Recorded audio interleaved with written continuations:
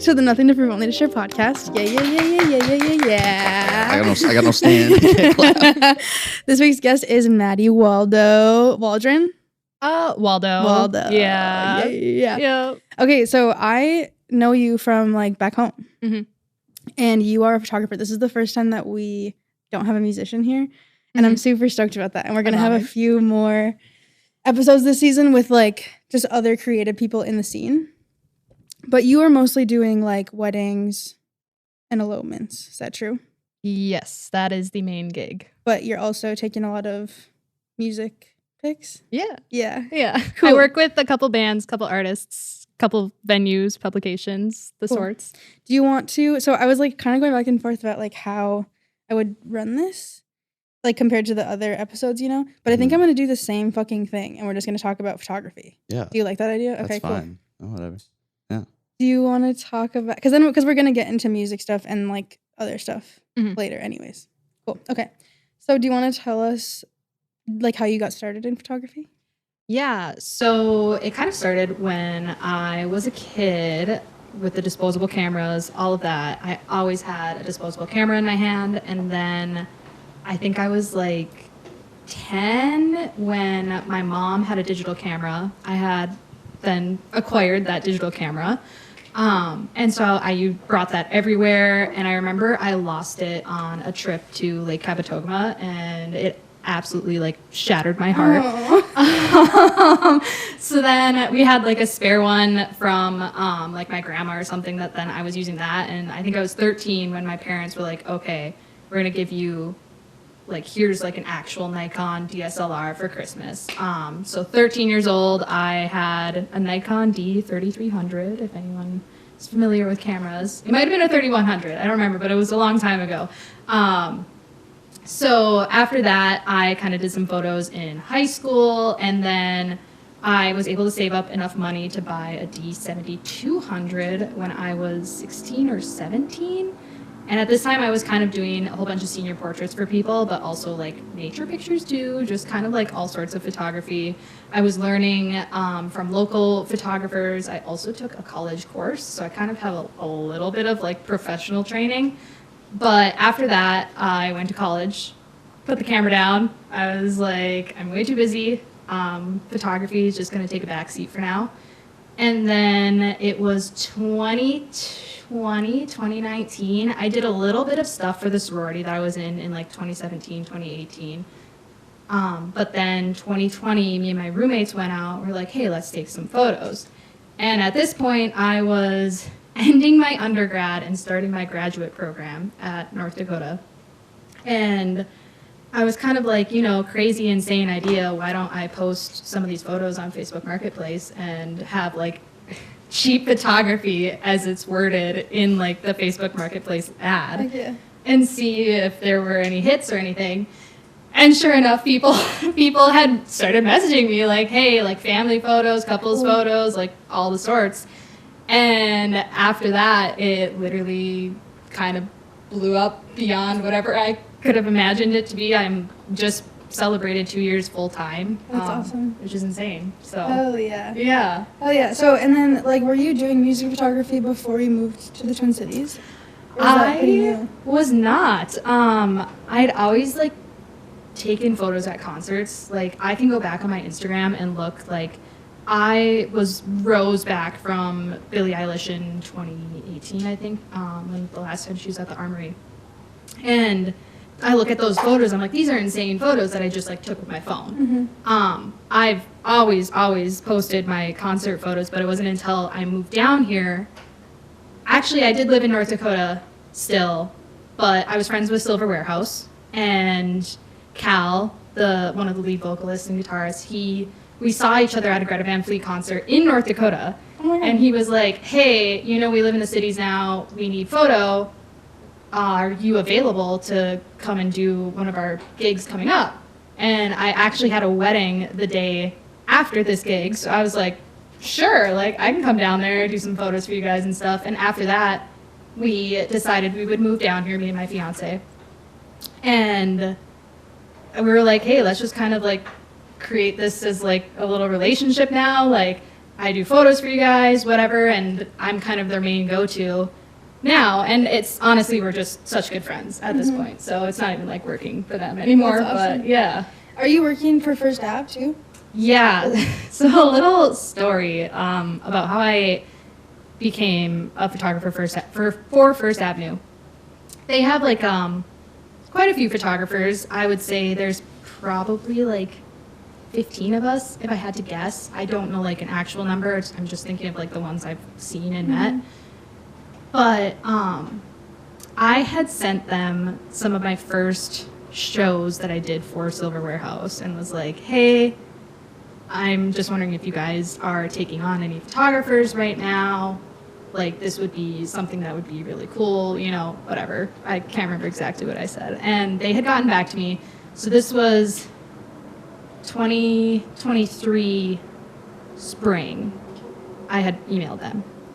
And they were like, no, we're not looking at any photographers at this time. Like, we'll keep you, like, on our list, whatever, whenever we need someone else.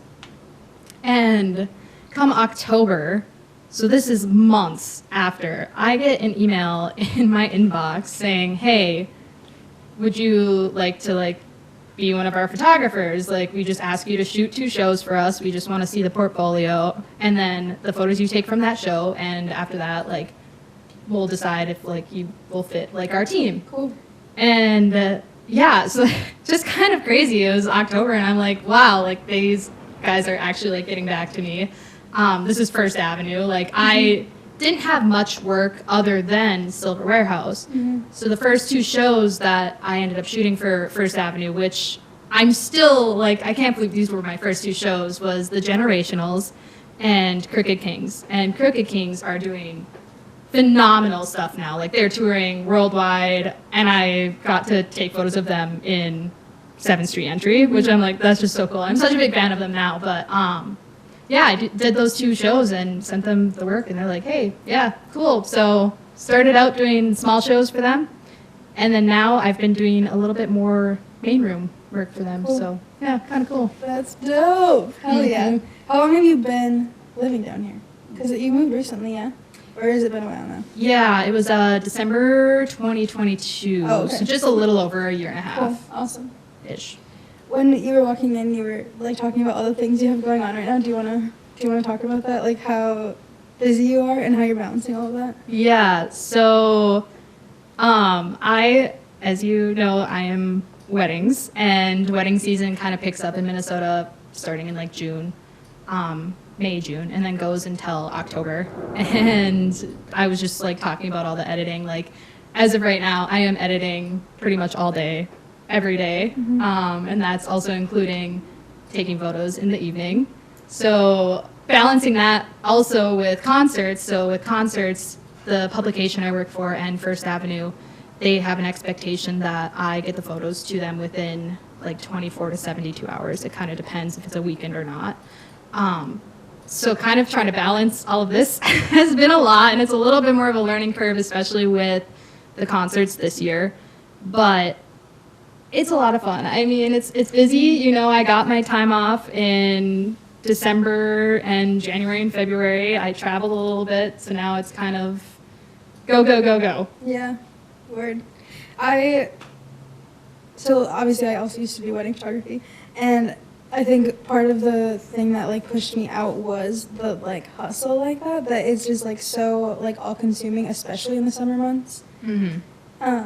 And I think when you have like other things going on, especially when you're working and trying to pursue like working another job and then trying to pursue creative endeavors, it can get tough. And I feel like, I don't know, and I should have looked before you came in, but I feel like there was something that I saw you posted on TikTok, and maybe it was just about social media, like the things that we have to do social media wise. But like, have any complaints? Like about social media? Yes. So I hate that social media is like, you have to be on social media as a creative. Yeah. Otherwise it feels like you are non-existent. Obviously there's word of mouth. Word of mouth is great, but in order to reach new people, you basically have to be on social media, whether that's TikTok or Instagram now. Those are kind of the 2 big ones. Sorry, Facebook. And Google is also great just for like search engine optimization, which is a whole different other thing. And then like Spotify's a big one for musicians. But yeah, being on Instagram, I hate it. I'm gonna word that better. If I didn't need to be on Instagram, I probably wouldn't.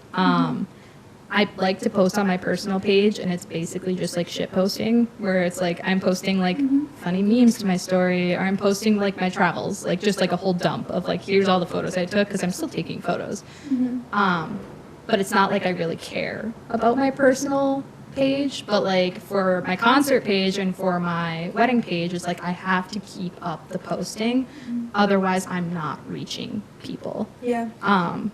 But yeah, go ahead. Is that something that you were like, okay, I have to do this, and then you just were like able to do it and capable of doing it, or was there any like, did you have trouble getting into a habit, or was it pretty easy for you? So I would say I'm a little bit better at keeping up with it now. Last year was a bit of a struggle bus. Like I go back and look at photos that like I never posted, and now I'm posting them because I'm like, why did I never post these last year? Last year was just, I think, a really big transitional time in my life, where it was we moved to a new city, so I'm getting used to this new environment, and then also my business, I'm switching my business, kind of switching gears to a little bit more of like a higher end clientele, and also like a city vibe more so than like nature and barns and that sort that like North Dakota was. And then also I got engaged, so like there's like just like personal life changes that being on social media was kind of not my favorite. But this year I was really good about concert photo stuff this winter, like when I was consistently shooting. Now I've kind of slowed down on it because I'm pumping the brakes on that and kind of push and go on the wedding stuff, just because obviously it like right now is also booking season. Like this is the time of year that wedding couples are usually like booking their vendors for the next year. Yeah. So I'm booking 2025 clients right now. So it's such a juggle, and it is a habit. Like I plan out my feed now, like I would say weeks in advance. Damn. So unless God, I gotta get on that shit. Unless something like looks good at that moment. Sure. Like the post I posted today on my wedding page, that photo just happened to fit really nicely in my feed. So I was like, okay, this one's going to get posted like now. And also it just happened. So yeah, I have probably like 3 or 4 weeks of posts I could put out on my wedding page. Do you have like, what tools do you use to organize that? The little like Instagram planning feed planner apps. I can give a name. Yeah, do it. I'll drop a name. Instagram feed planner is like a brand new concept. I didn't realize that was so I have 3 because I'm a psychopath and I like to plan out every one of my Instagram pages. So that's my concert page, my wedding photo page, and then I have a film page. I haven't posted to it in like months. So I have 3 different apps because in order to use the free version, you can only have one account. For sure. So I have preview, in preview, and plan. Those are the 3 that I use. Well, do you have a favorite? In preview. Okay. I like it because it shows reels too. Sure. Because not all of them show reels. Okay. Noted. I think that's like my biggest, and I was just talking with a friend today about this. Like it's my biggest struggle to, especially because like we have so much content, like podcast content, so much. It is massive, and it's not organized. It's not organized, and it's just a lot of work to like to create content. It's a lot of work to make this fucking podcast, and then you want me to post about it? Are you kidding? Yeah, right. I will say something that helped, especially like when I know I'm going to be really busy, is the scheduling feature now on Instagram. Yes, I do need to utilize that. And just certainly. like going in one day, like if there's a week where I'm going to be like gone or like super busy, I will go in on Monday or Sunday and plan. Because like I said, I have all my posts planned out for like weeks. And so I'll go in and I'll like plan the posts and like schedule them for like certain days, certain times. That way I don't even need to look at it if I don't want to. I will say your engagement will not be the best if you are not posting like on your stories constantly. If you're not interacting, it sucks. It really, really sucks. When you do these posts, do you like change like your voice? Like, do you use like your natural kind of like in your head voice, good or do question. you put on kind of like a social media like PR person character? I would say I don't think I do. Okay. You'd have to go watch, like, listen to me talk now and go watch like my photography page TikTok and like tell me if I talk differently, but I don't think I do. In captions though too, do you feel like it's your authentic voice? Yeah. Okay, cool. I would say so for the most part. I dial down the swearing a little bit, but like I tell my clients like, hey, yeah, like I will probably swear. Like I might swear on your wedding day. Like that's just like who I am as a human being. So, yeah, no, I would say everything's pretty authentic. The wedding side of things, I try to stay a little bit more narrow. Like I'm not posting like funny memes or anything. My concert page, I will share like the funny memes I'm posting on my personal page. Like I'll share the funny stuff and like take it a little less serious. Yeah. You know, because it is a different audience. It's an audience that I know will respect that a little bit more than like wedding clientele. Yeah. You know, the high end wedding. Yeah. Yeah. Cool. Do you ever have a hard time with like the staying creative in your work? Yes. So kind of both sides of the photo that I do. Weddings, it kind of just depends. It depends on the wedding. It depends on the day. It depends on the lighting. It just like solely, it's so dependent on so many different factors. I found this year has been a little bit more creative. Like I said, last year was just a really weird year, just with so many transitional things happening in my life. But this year has been a lot easier for kind of the creative photo stuff. For concerts, it's so fun to try different things. One of the other First Avenue concert photographers, him and I were talking one day, and he's like, you know, like what concert photographers do, wedding photographers end up doing like a year later and like finding out the trends, like the motion blur. Sure. That has been in concert photography for like a long years. time. Yeah. A long time. And like wedding photographers right now are just finding it to be super trendy, you know? Yeah, you're so right. That's a good. So like that's like a really cool aspect of concert photography that I'm really seeing is like how much more creative you can be. You know? Good. I love that. I'm happy to hear that. Yeah. And that's kind of why I picked it up too. I'm like, it's just such a different challenge, you know, than like what I've just been used to. And now it's my side hustle because side hustle became my main hustle. That's right. So I usually ask guests about performance, and I feel like it can still be pretty like relevant here. Is there anything that you do to like prepare yourself, or like anything you have to share about performing the day of the wedding, or like paid shoots in general, I guess, like when you have to be on? Yeah. I would say no. Obviously, it's like checking gear, making sure my cards are clear because I'm absolutely terrible about clearing out my SD cards. Cleaning lenses, I guess, is like another thing that I like make sure like prepared. Mentally, I wouldn't say there's anything like too different that I do, you know? It's kind of just, I've been trying to get better about being on time. Like, I mean, like 30 minutes, 40 minutes before like a shoot, just so I can like sit there and kind of like ruminate and think about like what I'm going to be like doing. Yeah. And kind of like go through things, and I'll still like forget about like shots that I like wanted to do, you know? But yeah, I guess, yeah, that I'm not too different, you know, on preparations. Yeah. And you feel like it's easy for you to like to get into it when you need to. Yeah. Get into that space when you need to. I would say so, especially concert. It's usually excitement. I try to do shows where I know the artist, like I've listened to their songs before, they've come up on my Discover Weekly, something like that. So it's usually like, yes, I'm excited. Like connected to it. That's really cool. I'm excited for this. So that's more so an excitement mind space, whereas like regular page shoots is kind of like really taking that time to think, okay, planning out like shots, like how do I want this to look?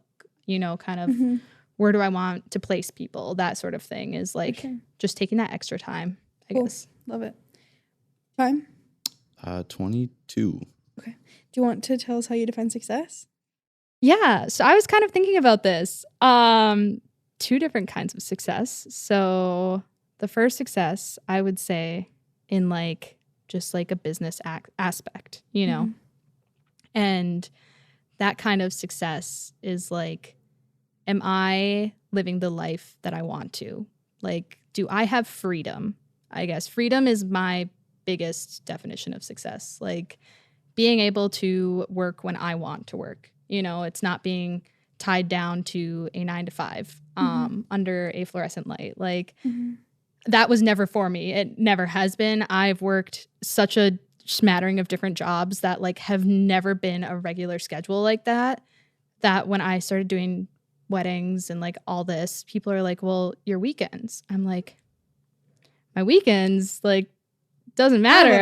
Like I've never had them. Like, I've always been used to working all these sorts of jobs. So having that freedom, especially like with my fiance's job, it's like I get to see him when I want to see him. If there's a trip that we want to take, like I can block off the time and go take that trip.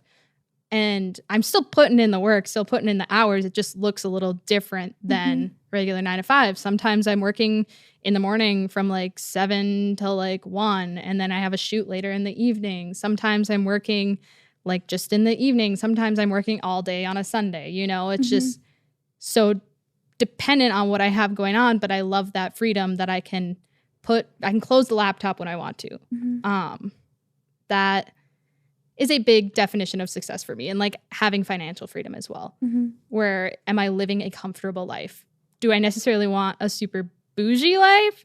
Like, yeah, it'd be cool, but like, it's not something that like I need, you know, it's just like being able to, I can pay for my apartment. Can I maybe like go out for drinks like once a week, you know, like that sort of thing is kind of how I would define success. And then for the aspect within each photography area, weddings, I would say I would claim myself to be successful when I book a $10,000 client, which is like a dream.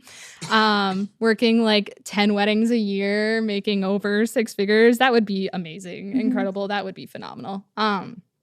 Hopefully I'll get there someday. But then for a concert, I would like to be on tour with someone for at least like a month, 2 months, a bigger name, you know, maybe like 2 to 3 million monthly listeners, you know, not someone who's like huge, but someone who's big. Would be really, really cool. Overall photography goal, I do 10 weddings a year. I'm on tour for 3 months a year. Fuck yeah. That would be the perfect balance where I'd be doing something that's like really fun, really cool, like really like wow. Yeah, like that fits in the financial success and the creative success. Yeah. So it's just kind of like being able to combine like, you know, those two and like live like a life like that would be really fun. That's kind of the dream, the goal. Cool. When I'm successful. Oh, that sounds like a good life. Maybe I should quit playing drums, pick up my camera again. Yeah, for real. That sounds good to work here. Yeah, and it's a hustle too, man. Like I see so many photographers like going through the hustle, and like I've had photographer friends like step away from it, you know, and like how you said you're just like, hey, I gotta step away from it because it's such a hustle, and it truly is, and like. When you hit it big, though, like you're hitting it like big. You know, and for like real. Another thing, too, I always thought like success was kind of like, oh, all the followers and all the likes on Instagram. But honestly, talking to other photographers and thinking of like myself, I'm like, I am doing well without having 10,000 plus, 20,000 plus followers on Instagram. I got my 3,500 on my wedding page. My 300, shout out to you on my concert page. It's me. I'm one of them. I always tell people I'm like so appreciative for you 300 that are here. But yeah, just like I always thought that was like a big success, you know? And honestly, now looking at it, like I still post, but I'm posting like for my clients. I'm not posting for the random people that are gonna like my photos, or follow me, Yeah, I feel like something else that really intimidated me was like the trends of wedding photography and the picture perfect vibe of everything. Does that ever get in your way, or is that something that you like about it even? No, I would say I don't have a super like picture perfect vibe. I tell people I'm pretty real when it comes to photos. Like, you gotta be ready for like the double chin, like the belly laugh smiling, like those kinds of moments. I tell them, I'm like, I'm there for the real and raw moments. I'm not there for like, yeah, we'll pose like really pretty and stuff and like get all those really nice photos, but like my favorites and what you're booking me for is like the documentary, Beautiful. I love that. I think it can be hard when you're first starting because you're kind of just like taking whatever gigs. But that's awesome that you built a business that allows you to stay authentic and like do what you want to do. Yeah. That's and so dope. I will say I do still struggle a little bit. Like, I still don't have the clientele. Like, I have amazing clientele, but not like clientele where it's like sorry. I'm like completely. That's totally fine because Richard wanted to say something. Oh, No, he's. I had a question. Yeah. Okay. Which would come after the continuation of your thought, because if I ask it now, it's going to interrupt your thought. But maybe I'd be saving the day. Maybe you would be. Yeah, go for it. Save the day, Richard. Well, what I'm just curious because I'm sitting here as a musician, which is what I do professionally, right? Like, we will play weddings, for example, and there's very few musicians who are like, "Oh, I want to be like a wedding musician." Do you know what I mean? Like, the weddings for musicians usually are because we get paid really well, and then to be paid like that means we get to do the creative work that we wouldn't be able to afford otherwise, right? So I'm wondering if there's a corollary in photography, because just listening to you guys talk about like wedding photography as the job, I'm just curious, as a photographer, do you go into the weddings knowing like that this is the outlet of your creative work, or are you walking in going like, okay, this is like the job that I'm doing, and I'm not denigrating it, by the way, because it's people need wedding photos and they're beautiful and they make people really happy. So I'm not criticizing it in any way, but do you go into a wedding thinking, okay, this is like the good job I'm going to do to finance the creative photography that I'm going to take later?